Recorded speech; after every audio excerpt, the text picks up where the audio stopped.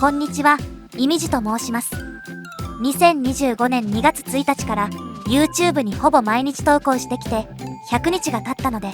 節目として今までのイラストをまとめてビフォーアフターとやった練習法、自分なりの継続のコツを紹介していこうと思います。今回の動画の内容はこちらです。最初に絵のビフォーアフターをご覧いただき、次に実際にやった練習法を紹介します。そして自分なりの継続のコツをご紹介します。やる気やモチベーションに頼らなくても楽に継続できるコツで、絵だけでなく何をするにしても役に立つと思っています。ぜひこの継続のコツだけでも見ていってください。最後にこれからの活動内容を軽くお話しするっていう流れです。今お伝えした動画の内容でもわかるように、この動画は具体的な絵の上達法というよりは、どちらかというと継続のコツや何かするときにいかにモチベーションに頼らないかについてお話しする動画です。ビフォーアフター。それでは早速イラスト練習前との比較をお見せしようと思います。一番最初に描いた絵はこれです。実は毎日投稿を始めた1日目の段階ですでに少し描き方を勉強してました。この絵は毎日投稿を始める1週間ほど前に自分の実力を知りたくて描いたイラストです。で、最近描いたものがこちらです。こうしてみたら結構成長してますね。線がシンプルになったというか、昔に比べて線でごまかさなくなってるような気がします。実際にやった練習方法。それでは次は実際にやった練習法をご紹介します。私がやった練習は主に写真模写と線の練習です。写真模写についてはルーミスメソッドという描画方法を使っているんですが、チョマンさんという韓国のイラストレーターの方の動画を参考にしました。チョマンさんが動画内で解説しているルーミスメソッドはシンプルかつ論理的でとても役に立ちました。彼のメンバーシップにも参加して、そこで入手したテンプレートを使って頭や顔のパーツの基本的な描き方を学びました。線の練習というのは、私が長い線をまっすぐ描くのが苦手でガタガタになるので、それを改善するために取り入れた練習です。やり方はとても簡単で、鉛筆かシャーペンを持ってただ紙にぐるぐると円を描くだけです。渦巻きのように画用紙から鉛筆を離さずに徐々に大きさを変えて描くのもいいですし、水面の波紋のように円の中にさらに小さな円を描くといった感じでやったりといろいろです。これ簡単そうに見えて結構難しいです。この練習は仕事の休憩時間とか家に帰ってきて1枚描く時間はないけど絵は描きたいみたいな時によくやってました。最初は本当にこれで上手くなるのかなって思ってたんですが、1週間ぐらい経った時に線がぶれにくく、長い線を描いた時に前よりガタガタしなくなってるっていうことに気づきました。継続のコツ、環境面と精神面。ここからは継続のコツを紹介していきます。この動画で私がお伝えしたいメインのテーマです。環境面と精神面のコツがありますが、どちらのコツもいかにモチベーションに頼らないかを自分なりに追求しました。絵に限らず、あなたが何か趣味などをなるべく楽しんで継続したいと思った時に絶対に役に立つ内容ですので、ぜひ最後までご視聴ください。まずは環境面からご紹介していこうと思います。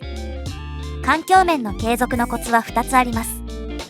1つ目はスケッチブックを開いておくです。ついでに鉛筆も横に置いておきましょう。デジタルの方はパソコンをつけたままにしたり、ソフトを開いたままにしておきましょう。これはなるべくすぐ描ける状態にしておくのが目的です。ここで大切なのは、絵を描き始めるまでの心のハードルをできる限り低くすることです。心のハードルとは、何かするときにめんどくさいと思う要素のことで、例えばスケッチブックが閉じて本棚にしまってある状態と机の上に開いた状態とでは、前者の方が圧倒的に絵を描き始めるのがめんどくさいです。やる気があるから始めるというのは間違いで、始めるからやる気が出るというのを聞いたことがないですか？これは実際にその通りで、最初は気乗りしなくても1分でもいいかと思ってやり始めると、意外と気分が乗ってきて5分、10分とやってたという経験が誰しもあると思います。でも、その1分でもいいかもこのままだとハードルが高いままなので、さらにハードルを低くするためにスケッチブックを開いておくというわけです。モチベーションに頼らないために大事なのは、とにかく取り掛かるまでのハードルを低くして、取り掛かるまでに必要なやる気を限界までゼロにすることです。2つ目は、描いた絵を貯めておくです。これは自分だけ見れる状態でも他人が見れる場所でも構いません。これをやる理由は、成長が感じられない時に過去の自分と比較して、いつの間にかこんなところまで来てたっていう感覚になるためです。私は自分が成長してないなと思った時にモチベーションがなくなるっていうのを知っていました。毎日絵を描いてるとうまく描ける日とうまく描けない日があります。実際私もこの100日練習する間に昨日の方がうまいじゃんとか1週間前の方がうまいじゃんってなること何回もありました。そういう時に一番最初に描いた絵や描き溜めた絵を見るんです。そうすると間違いなく最初よりは今の方がうまく描けてるなと思う箇所が見つかるはずです。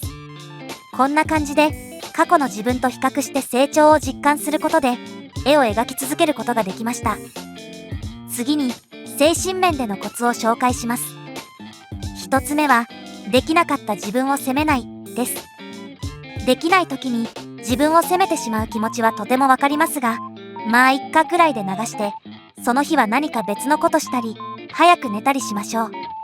おい、それ継続できてないじゃんっていう声が聞こえてきそうですが、これもさっきのスケッチブックと同じで、次再開するハードルを下げるのが目的です。完璧を目指すよりも、2、3日忘れても、4日目に何事もなかったかのように再開できる方が、気楽に楽しく続けられます。楽しく続けれた方が上達も早いです。毎日継続できれば素晴らしいですが、同じ熱量で毎日同じ量をこなすのは、そう簡単ではないです。習慣化したとしても、ふとした時に忘れたりできなかったりすることがあります。完璧を目指してると、たった1日できなかっただけで、これまでの全ての積み重ねを放棄する思考になりがちです。言うまでもないですが、これは良くないです。大事なのは、できなかった事実をどう受け止めるかで、1日も休まずに続けることではないことを忘れないでください。2つ目は、気乗りしない日はただやる、質は気にしないと決めておく、です。新しいことを始めた最初の頃は、みるみる成長できて楽しいですが、だんだんそうもいかなくなります。ある程度まで成長した後の、なかなか成長を感じれない日々は絶対に来ます。モチベーションを頼りに練習をしていると、この成長を感じれない日々がとてつもなく苦痛です。なので私は、その日々を乗り越えるために、気乗りしない日も、質は気にせず、ただやると決めていました。この環境面と精神面の継続のコツはつながっていて、ただやると決めてたら、気乗りしない日も、めんどくさいなぁ、と思いながら椅子に座りますよね。そしたらスケッチブックが広げてあるんです。で、横見たら鉛筆もある。じゃあ、1分だけ線の練習でもやるか、となって書き始めて、気づいたら30分ぐらい経ってたりして継続できました。それでも、どうしても上達が実感できずに描けない時、ありますよね。そんな時に、おすすめの考え方があります。それは、下手な今を楽しむ、という考え方です。自分の能力不足で、なかなかうまくいかない時に、とても支えになってる考え方です。昔は自転車に乗れずにこけまくってたのに、今は逆に転ぶのが難しいように、今の下手な時の感覚や、うまくいかないもどかしい気持ちは、上達してしまったら二度と味わえなくなります。自分より年齢の若い人が世の中から才能を評価されてるのを見て、つい嫉妬をしてしまう方もいらっしゃると思います。そんな時に、ぜひ自分にこう言い聞かせてみてください。私は、この人よりも長く下手な時間を楽しめて、なんて得なんだろう、って。まとめると、モチベーションに頼らない継続のコツは、取り掛かるまでに必要なやる気をどれだけゼロにできるか。描いた絵を貯めて、過去の自分から成長できたポイントを探す。できなかった自分を責めずに、数日忘れても平然と再開する。気乗りしない時には、ただやる、質は気にしないと決めておく。そして、下手な今を楽しむことを忘れないです。ぜひコメントであなたの継続のコツも教えてください。これからのこと。それでは最後にこれからの活動内容の予定をお話ししていきます。結論から言うと、プロクリエイトを使ってデジタル絵にチャレンジしてみようと思います。冒頭でも少し話しましたが、もともとチョマンさんという方の描き方を参考にしてきて、最低限の線で空間を表現するのに魅力を感じて、こんな風に描きたいって思ってやってました。ですが、最近は少し変わって、シールさんという方を参考に、リアル寄りな人物を描いてみたいと思っています。アナログ絵に関しても、やめずにちょくちょく更新します。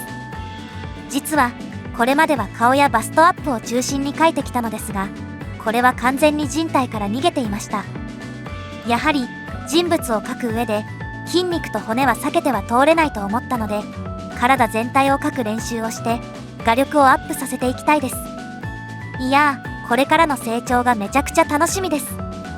この動画が少しでも良かったと思ったら、高評価、チャンネル登録をしていただけると励みになります。動画でお話しする内容は終わってしまいましたが、引き続き、私の成長の記録をご覧ください。